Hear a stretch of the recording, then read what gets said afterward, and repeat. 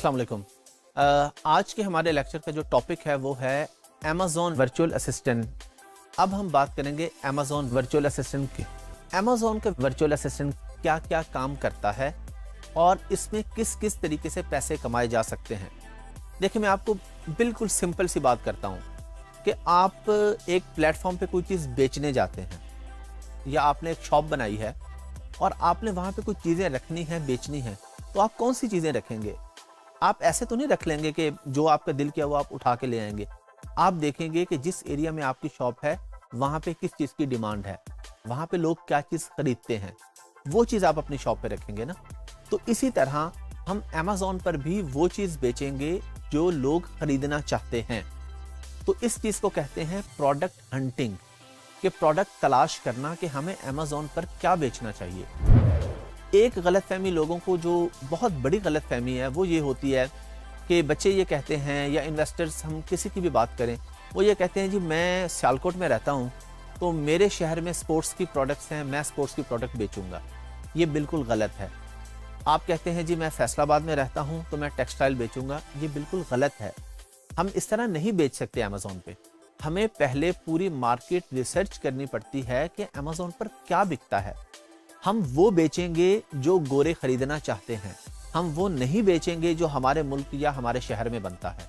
हम पहले रिसर्च जब कर लेंगे कि गोरे ये खरीदना चाहते हैं, हाँ बहुत अच्छी बात है, अगर वही प्रोडक्ट अब हमारे मुल्क में बनती है, हाँ तो ये डबल अच्छा हो जाएगा ना कि हम प्रोडक्ट अब अपने मुल्क से बेचेंगे। लेकिन पहली चीज जो हमें हमारे पास होगी, जो हम कर रहे होंगे, वो होगी प्रोडक्ट हंटिंग।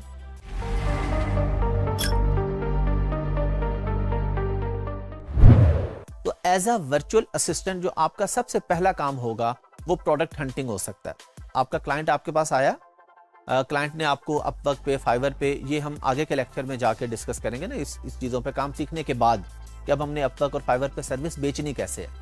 अच्छा, अब आपका क्लाइंट आपके पास आ गया, वो कहता है जी मुझे प्रोडक्ट हंट करके दे दे, मैं क्या बेचूं अमेज़न पे। आप उसे कहते हैं जी आप ये ग्लास बेच लें। अब आपने उसे सिर्फ कहना नहीं है कि ग्लास बेच लो, आपने उसको एक पूरी शीट बना के देनी है कि ग्लास क्यों बेचो। इस ग्लास का, ये अभी आपने घबराना बिल्कुल नहीं है, थोड़े से कुछ टर्म्स ऐसी यूज होंगी, ये अगले लेक्चर में आपको सुपर क्लियर हो जाएंगी जब हम प्रोडक्ट हंटिंग प्रॉपर सीखेंगे। आज हम अभी इंट्रोडक्शन ले रहे हैं ना, जब हम प्रॉपर सीखेंगे तो आप एक एक चीज सीखेंगे, एक एक स्टेप सीखेंगे, कीवर्ड रिसर्च भी आप सीखेंगे, बीएसआर क्या होता है, ये सब चीजें बहुत आसान है। ये आप लोग क्लियर कर लें कि अगर आपको बेसिक इंग्लिश आती है और आप मैट्रिक इंटर पास हैं, बुनियादी आपके पास तालीम है, कंप्यूटर बेसिक से चला लेते हैं, तो आप ये काम आसानी से कर सकते हैं। ट्रस्ट मी, हर बंदा ये काम कर सकता है, ये कोई मुश्किल काम नहीं है। शुरू के कुछ लेक्चर्स हो सकता है कुछ लोगों को अजीब या मुश्किल लगे, लेकिन बाद में आपको ऐसा फील नहीं होगा।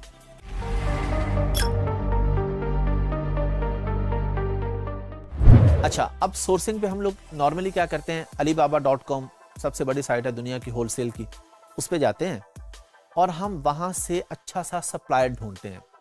अब सप्लायर वो हमें चाइना से मिल जाए, वो हमें बांग्लादेश से मिल जाए, वो हमें ऑस्ट्रेलिया से मिल जाए, हमें अच्छी प्राइस चाहिए।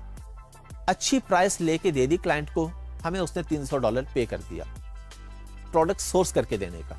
आपने क्लाइंट को और उस सप्लायर को आपस में कनेक्ट करवा दिया। आपका वर्चुअल असिस्टेंट का ये काम है कि आपके क्लाइंट ने आपको, दो तरह से हो सकता है ना, एक तो ये है कि प्रोडक्ट हंट भी आपने की और अब आप उसको सोर्स भी कर रहे हैं, अगले स्टेप पे चले गए। एक ये है कि आपका क्लाइंट आता है, उसके पास प्रोडक्ट ऑलरेडी है, उसने हंट करवा ली है, वो आपको कहते हैं जी मुझे सोर्स करके दे दें। आपने उसे सोर्स करके दे दी, आपने अपने पैसे कमा लिए। फिर इसके बाद इसके अंदर पीपीसी आ जाती है, पे पर क्लिक जिसे कहते हैं। सादा अल्फाज में बताऊं, आप लोग जब फेसबुक यूज कर रहे होते हैं तो आपके सामने स्पॉन्सर ऐड आ जाते हैं, स्पॉन्सर पेज आ जाते हैं जो आपने लाइक भी नहीं किए होते। इसी तरह अमेज़न पर भी होता है, हम अपने प्रोडक्ट पे ऐड चलाते हैं, उसको पीपीसी कहते हैं। फिर हम इसमें लिस्टिंग क्रिएशन सीखेंगे कि लिस्टिंग क्रिएशन क्या होती है।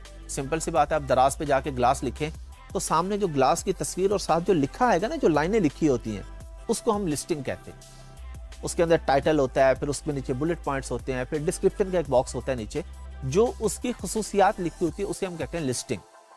तो लिस्टिंग क्रिएशन भी एक काम है, आप इससे भी पैसे कमा सकते हैं।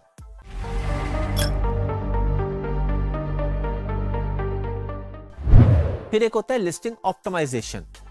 ऑप्टिमाइजेशन ये होती है कि एक बंदा आपके पास आता है, उसकी लिस्टिंग ऑलरेडी बनी हुई है, अब वो कहते हैं जी मेरे पास ऑर्डर्स नहीं आ रहे, तो आप उसकी लिस्टिंग देखते हैं, आप कहते हैं कि इसमें ये मसले हैं, इसको ठीक कर लें तो आपके पास अच्छे ऑर्डर्स आएंगे। फिर इसके अंदर एक चीज़ आ जाती है कीवर्ड रिसर्च। कीवर्ड रिसर्च करके भी आप पैसे कमा सकते हैं।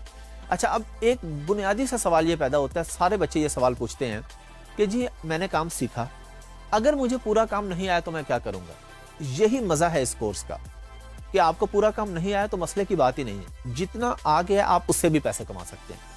ये जो मैंने आपको चीज़ें गिनवाई है ना, प्रोडक्ट हंटिंग है, प्रोडक्ट सोर्सिंग है, पीपीसी है, लिस्टिंग ऑप्टिमाइजेशन है, लॉन्च एंड रैंक है, इनमें से आप किसी एक चीज़ से भी पैसे कमा सकते हैं।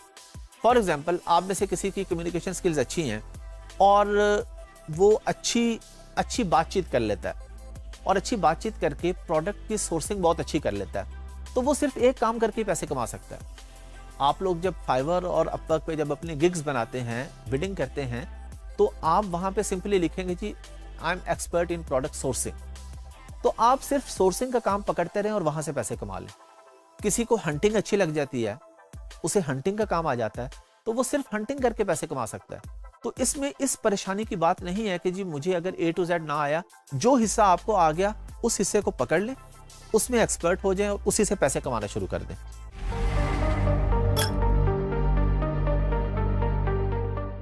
तो आप में से कुछ लोग ऐसे भी होंगे जो कहते हैं जी अच्छा हमारे पास अगर अपने पैसे हों और हम इन्वेस्ट करना चाहें अमेज़न पर, हम अपनी प्रोडक्ट बेचना चाहें, यानी अमेज़न पे पैसे कमाने के दो तरीके हैं ना, एक तो ये है आप अपनी प्रोडक्ट बेचते हैं और एक है कि आप अपने सर्विस बेचते हैं।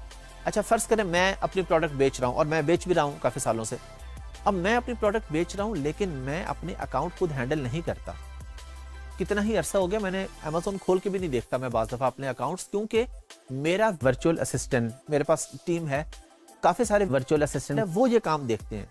तो यही काम आप लोगों ने करना है कि एक बंदा बेच रहा है और उसके पास टाइम नहीं है या उसके पास स्किल्स नहीं है, कोई भी वजह हो सकती है, मसरूफ आदमी है या उसके और बिजनेसेस हैं, उसके पास टाइम ही नहीं है, तो वो क्या करेगा, आपको कहेगा जी आप मेरा प्लीज अकाउंट हैंडल कर दें अमेज़न का, मैं आपको पे कर दूंगा। ऑन एन एवरेज एक क्लाइंट आपको $400 पे करता है और आपने उसको डेली के 3 से 4 घंटे देने होते हैं। तो अगर आप फुल टाइम इस काम में आ जाते हैं तो जो अर्निंग पोटेंशियल है इसके अंदर वो $500 से $1000 है। ये मैं आपको रियलिस्टिक बातें कर रहा हूँ। कमाने वाले ऐसे भी फ्रीलांसर्स हैं, ऐसे भी वर्चुअल असिस्टेंट हैं जो 5-5 लाख 10-10 लाख भी कमा रहे हैं, लेकिन बहुत कम है और उनका एक्सपीरियंस हो गया ना, काफ़ी साल गुजर गए हैं। एक जो एवरेज इनकम है वो $500 से $1000 है। तो आप लोगों ने किसी भी तरीके से आप अमेज़न में जब आ जाते हैं, जब VA बन जाते हैं, तो कोई एक सर्विस दे के भी पैसे कमा सकते हैं और A to Z काम करके भी पैसे कमा सकते हैं।